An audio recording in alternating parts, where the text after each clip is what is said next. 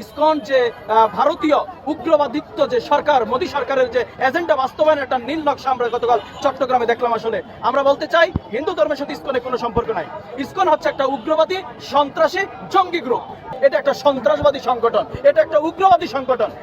এই বাংলাদেশ তরুণ প্রজন্মের রক্ত গিয়ে গড়া 24-এর গণঅভ্যুত্থানের মাধ্যমে বাংলাদেশে পেয়েছিলাম। আমরা ভেবেছিলাম হয়তো আর কাউকে রক্ত দিতে হবে না, আমরা একটি সুন্দর বাংলাদেশ আমরা দেখব।